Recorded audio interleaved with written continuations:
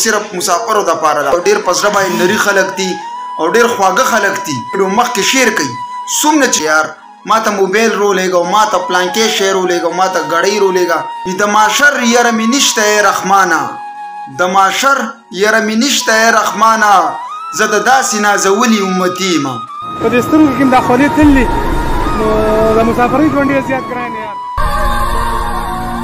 السلام علیکم مینوال عبدالله پېښور کې یو ځل بیا په سکرین باندې دا ویډیو سپیشل صرف سپیشل مسافرو دپاره ده. یاره تاسو دا په سیټ به دا ویډیو ګورئ دا کم مسافر به یې تاسو پیژنئ او که نه خو بهرحال چې هر څوک دی الله دې کامیاب ساتي. دومره خولې تېرواري دومره سخته ګرمي او دومره په سخته دا پیسې پیدا کوي او موږ ته پکار دي برای مهرباني هغه غرونو ته هغه بچو له هغه کسانو له چې کم مسافرو ته وایي چې ما ته موبایل رولېږه ما ته دا رولېږه او ما ته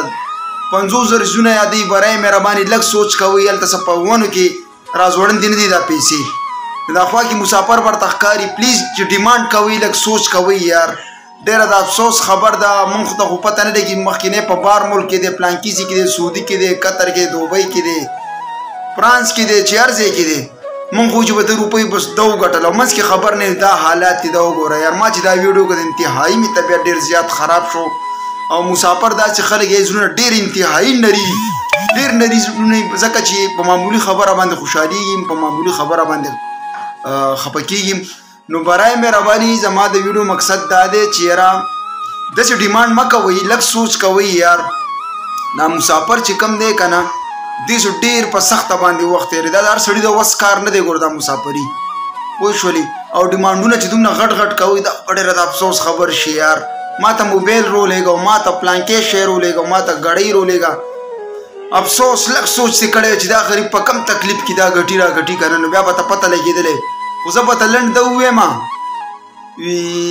موړ د وږي څه خبر دی که نه ځمکه هغه سوځي چې اور پې بلي. او تاسو ته سپیشل یو شعر وایم د رحمان بابا ډېر زبردست شعر دی د ماشر یاره مې نشته ای رحمانه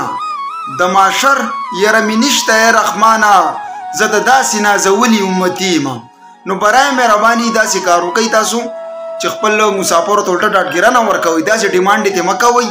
چې هغه غریب دومره په خولو کې ډوب وي په بد حالات وي هغه لګئ ځوان اتلسم چت ته به خښته خېژئ تاسو به ورته په دغه ټایم رینګ وکړئ چې ما ته موبایل ما ته دا غریب ځان ته وګوري خوا دې خوا دې سور کړک نور ته ګوره او د سعودي عرب بیا د ګرمۍ ته ګوره دا ملګری سعودي عرب کې دی ځکه چې پته لګي که نه. نو برای مهرباني ډېر ټایم هم نه اخلم خو زما مقصد دا و چې دومره ډیمانډونه مه کوئ او مسافر خو چې کوم دی ډېر ایک نمبر خلک دي او ډېر په زړه باندې نري خلک دي او ډېر خواږه خلک دي. او برای مهرباني زما دا ویډیو مخکې شیر کوئ څومره چې شیر کولی شئ شیر یې کوئ دا ویډیو سپیشل او سپیشل چې کوم دی صرف او صرف مسافرو دپاره ده. ډېره مننه خوشحاله او آباد سه.